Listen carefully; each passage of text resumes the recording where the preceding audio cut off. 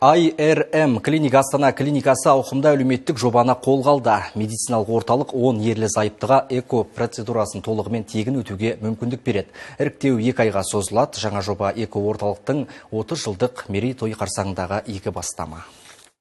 Жобаның алғашқы жүлдесін павлодарлық Қарашаш Әріпбаева ұтып алды. Тілсіз жаудың кесірінен 2 баласынан айырылған ана соңғы 9 жылда қайта құрсақ көтере алмаған. Тегін медициналық көмек алатын естіген ол көз жасын тия алмады. 9 жыл жүрдім. 9 жылдың ішінде бәріне бардым. Емші бар ма, дәрігер бар ма, біреу ешқайсы нәтиже айтпады. Алланың бір берген сынағы шығар бұлда деп. Содан түнде отырып, таңғы жақын 3:30-да келдім мен. Осында жиендерім бар, соны келдім. Енді Құдай қаласа әйтеуір нәсіп болса, болып қалса, оған да білмеймін, ырзам. Болса екен деп тілеп отырмын.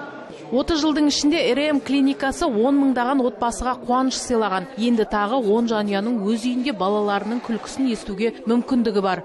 Прежде чем запланировать, эко бағдарламасын және жүктілікті жоспарламас бұрын әйел міндетті түрде тексеруден өту қажет. Мамандардан оның эко және жүктілікке қарсы көрсетілімдері жоқ екендігі туралы қорытынды алуы керек. Жаңа жобаға ата-ана болу бақытын армандайтын кез келген қазақстандық отбасы қатыса алады.